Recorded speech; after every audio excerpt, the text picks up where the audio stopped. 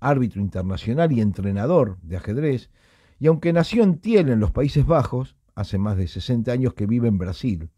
Allí fue campeón nacional en 3 ocasiones, representó a Brasil en 11 Olimpiadas e incluso fue presidente del club de ajedrez más antiguo de Sudamérica, el Club de Ajedrez de San Pablo. Vamos a conversar con un amigo, con Germán Claudius Van Riesmik. Buenas noches, Germán, te saluda Carlos Hilardo desde Buenos Aires, aquí enfrente al tablero, me acompaña Andrés Prestireo.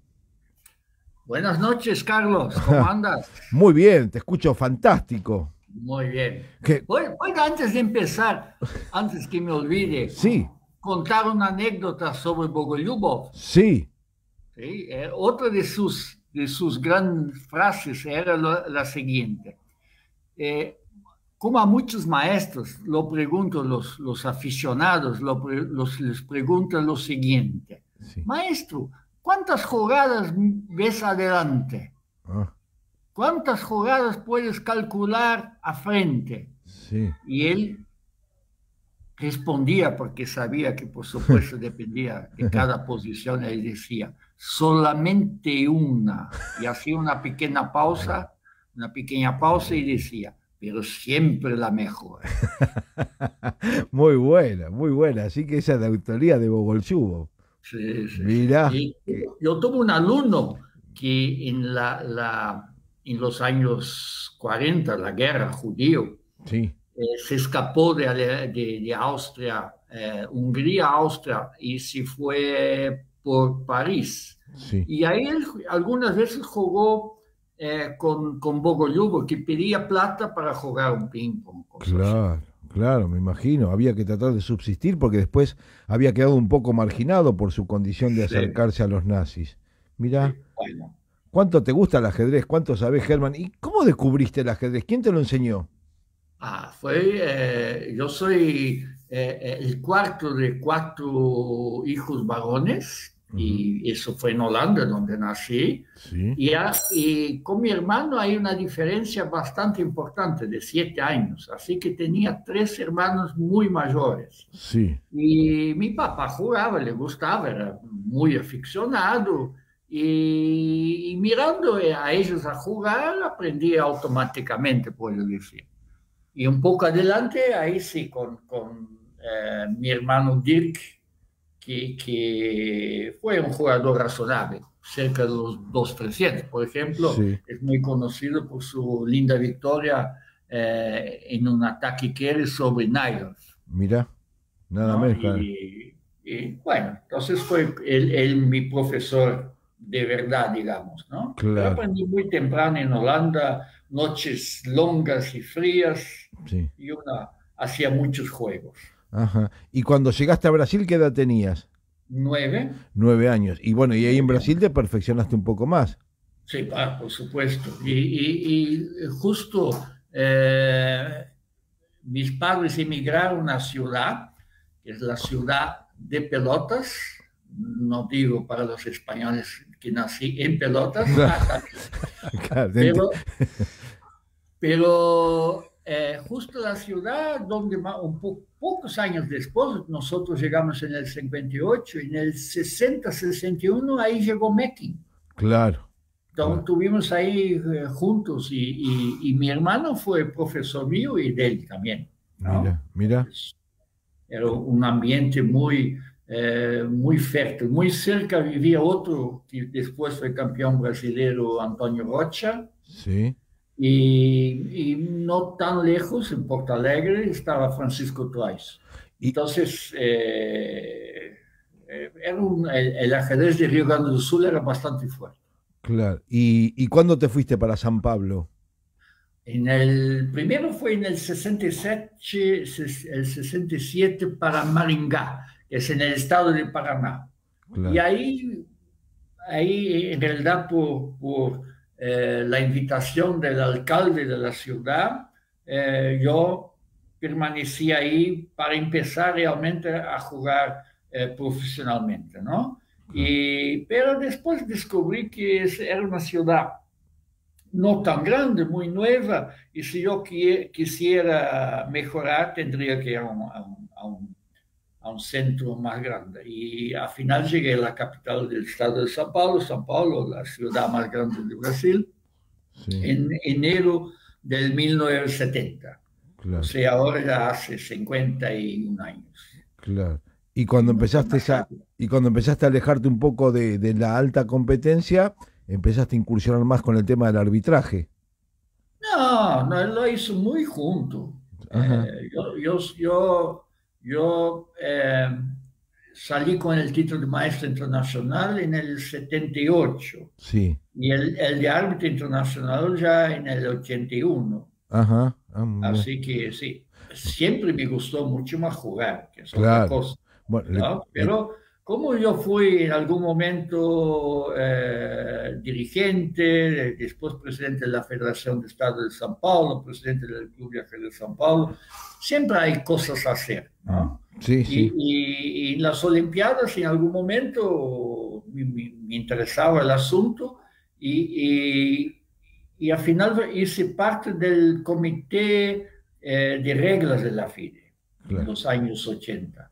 claro. Había un argentino que probablemente lo conociste, que Emilio Guindón, Sí, sí, sí, ¿no? exacto, sí. Y entonces siempre me gustó la parte organizativa, la parte de arbitraje, pero sí, si puedo elegir, juego. Claro. En el año 2005, le contamos a los oyentes, se realizó el campeonato mundial por última vez acá en el país. Había jugado una vez en el 27 con Capablanca y Alequín, y en el año 2005 se jugó en San Luis, que salió campeón Veselín Topalov. En esa ocasión el árbitro de ese match, de ese encuentro, porque reunió a 8 jugadores, fue justamente hoy nuestro invitado, Germán Van Riesmik.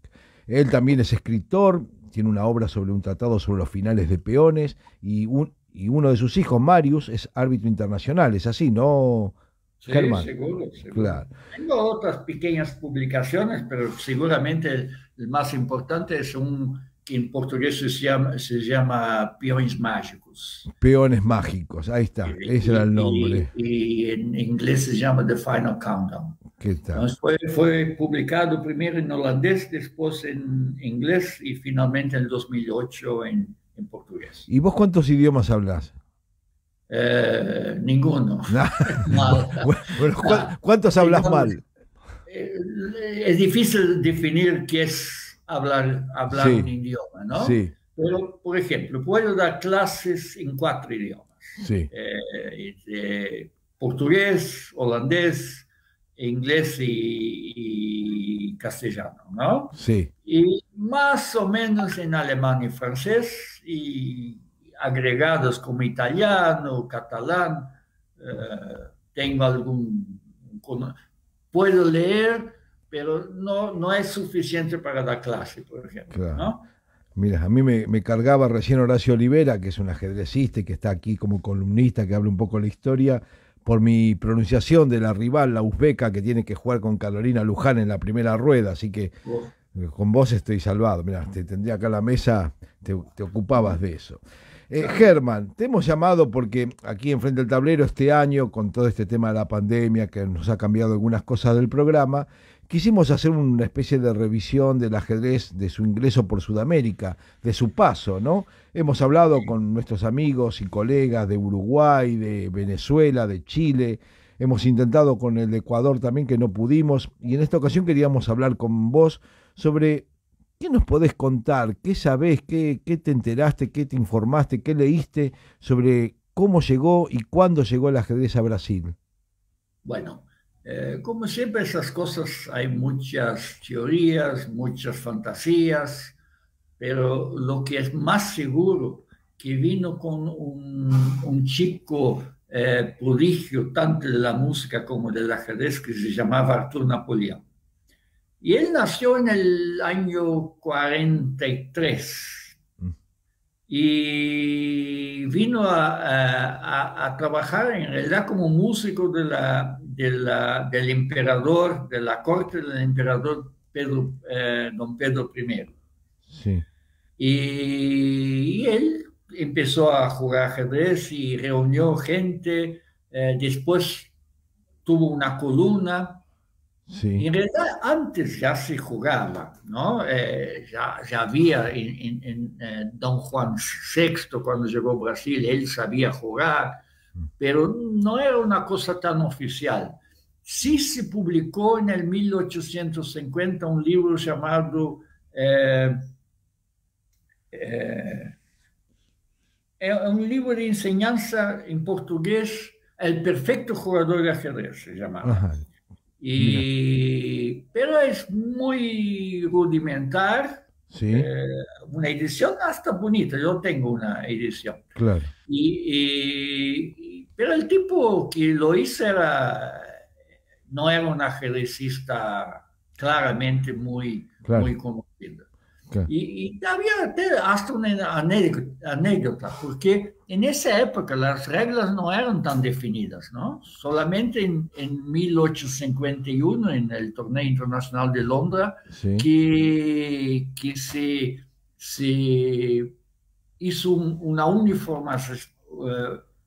uniformización sí, de las reglas. sí, Pero en esa época no había internet, no había nada, ¿no? claro, Entonces demoraba mucho, mucho tiempo. En sí, Brasil, por ejemplo, las reglas definitivas solamente en 1898. ajá, ¿No? mira, Y justo en uno de los libros de Arthur Napoleón que se llama Caissana Brasileira. claro. Pero cuando estamos hablando de 1850, este libro, o 1898, Mm, las reglas, estamos hablando del siglo XIX. Aquí sí. en Buenos Aires, en el siglo XIX, la práctica del ajedrez ya había alcanzado a los bares. Y después van No, a dar eso origen a los clubes. ¿En Brasil fue igual? ¿Se jugó? ¿Estaban los no, bares o no? no que yo sepa. No. Hay en la historia, esos tienes que conocer un poco de eh, la historia quizás. Se dice que Pedro Cabral, que descubrió Brasil, sabía jugar, Ujú, que hay una correspondencia de Cabral con Pedro Vaz de Caminha, que era otro junto de la corte, y sí. donde en algún momento se habla del ajedrez. Ah, bueno, Pero no hay ninguna comprobación claro, que se jugase normalmente en bares o claro, no, claro. no sé. Sí, que el primer torneo eh, organizado fue por Artur Napoleón en fines de los años 1890. 1809. ¿Y los clubes cuándo nacen? ¿Cuándo aparecen los clubes? Eh, Más o menos a esa época. Ajá. Y ¿No? el, Un poquito antes quizá, pero son clubes con eh, poca importancia de corta duración. sí, Y en esa época Río de Janeiro era claramente la ciudad más importante de Brasil, era la capital, donde claro, sí, se jugaba. Pero São Paulo era una ciudad que ya empezaba. En São Paulo hay claro. una columna que es de fines del siglo XIX. Ajá. En un diario tiene ya una En columna un del diario, ajedrez. sí, sí, sí. Mira, de fin Y, del siglo y XIX. después, sí, ahí por vuelta del 1900, Ajá, ahí sí empezaron a más diarios y ahí se fundó, no es el primer club de ajedrez de Brasil, porque en Río hubo uno anterior, pero de poca duración. ujú, Y ahí el 12 de junio de 1902 ujú. se fundó el Club de Xadrez São Paulo. Club Que, de Xadrez São Paulo, que todavía que está, funciona. funciona hasta hoy, es el club de ajedrez más Sí. antiguo en funcionamiento de la América Latina. Claro, tiene 3 años antes que el club argentino que nace en 1905. Mirá qué Sí, bien. exactamente, Y, exactamente. y ese club, y alguna revista, porque hablamos de una columna de diario, ¿y revista cuándo tuvo Brasil su No, primera la revista? primera revista que hubo en Brasil Sí. fue en 1924. Ujú, Fue una revista hecha por un inmigrante húngaro que fue sí, un buen jugador, se llamaba Marcelo Kiss. claro. Y él jugó algún sudamericano, creo que jugó el sudamericano de Montevideo de los años Ah, 30. sí, el 28. Y, y lo hacía junto con otro tipo que se llamaba Luisiana. Mira, Y Luisiana era era primo hermano del mejor jugador de Brasil en esa época, que se llamaba Caldas Viana.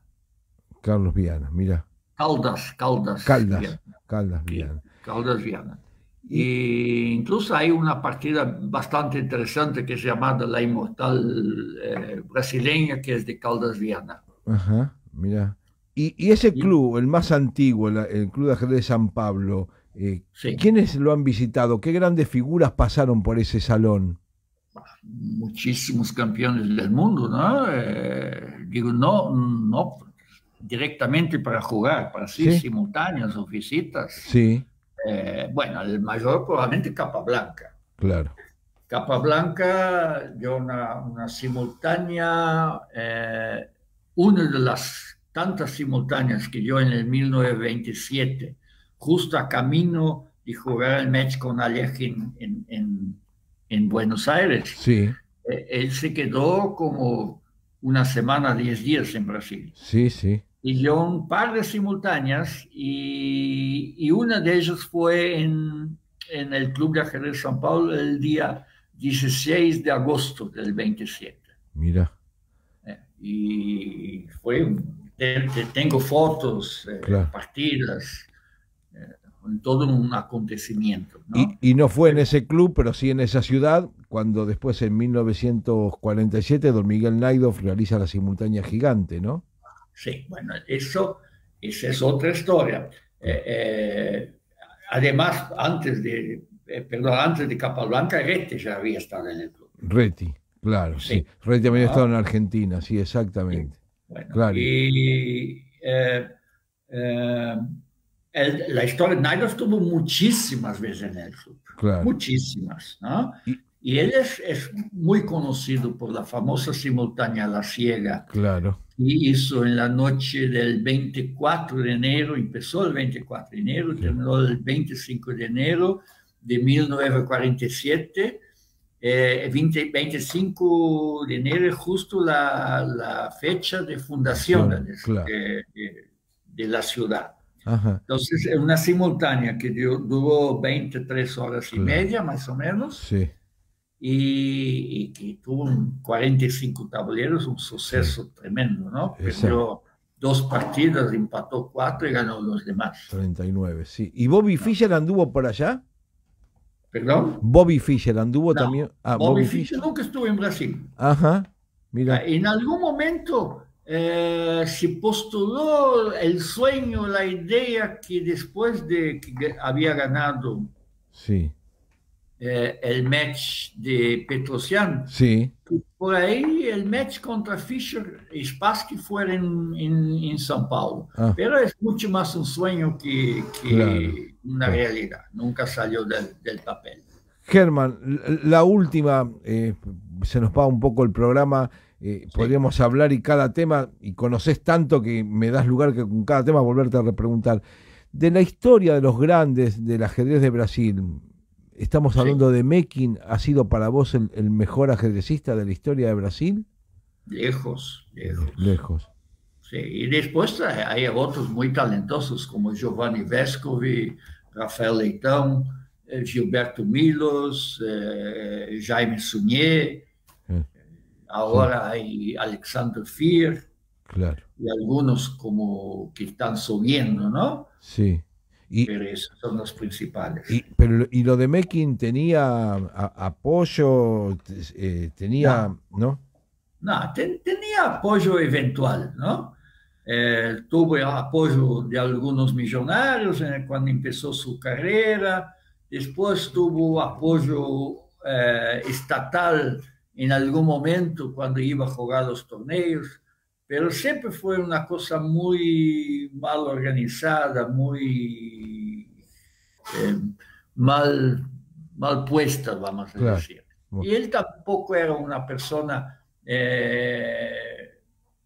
digamos, de una personalidad agradable. claro. Entonces, el convivio con él era muy difícil.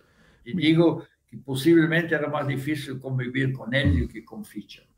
Antes de despedirte, Germán, mira, Sí. acá pasa la producción, se ve que llamó, escribió un oyente, Marcelo Rodolfo, dice, ¿cómo surgió la variante contra la Ruy López abierta? Eh, No sé, hay una variante, Germán. Farah, Hay una Farah variante. van Riemsdyk. Esta variante lo vi jugar por primera vez Sí, en Mar del Plata, sí, una partida que Rodolfo Farah le gana muy, muy bien a Jorge Smetana. sí, sí. Y entonces yo empecé a jugar. Y ahí, por supuesto, por ser un jugador más conocido, empecé a ganar muchas partidas. Y probablemente la partida más linda que le gané fue a eh, Daniel Câmara. Ah, mira. Esse foi um torneio que ganhei em Assunção no 85. Jogou Mira. Pano, jogou Terestrois, jogou Franco, e a partida que le ganhei nesta linha é que hizo muito alarde, então tuvo muito conhecimento. E foi publicado em vários lugares, e então havia a revista Teoría al Día, y esta pidió para que yo hiciera un artículo sobre el asunto y al final lo nombraron y querían nombrar la variante Van Riemsdyk, pero yo digo, no, pero a mí me parece que Farah, Rodolfo Farah, Claro. Había merece, claro, merece un reconocimiento. sí, sí, sí. Bueno, Germán, te mandamos un abrazo muy grande de aquí de Frente al Tablero. Muchas gracias por participar. Y bueno, tendremos en cuenta porque vemos que hay muchos temas más que podríamos volver a repetir contigo. Te mandamos un abrazo muy grande. Otro, Carlos, y saludos a todos los ajedrecistas oyentes de Argentina. Bueno, muchísimas gracias. Pasó Germán Van Riemsdyk aquí por Frente al Tablero. El ajedrez te ayuda a pensar, aprendiendo más de un juego milenario de una forma amena y entretenida. Frente al Tablero, hasta las 9 de la noche en Radio Porteña 89.7.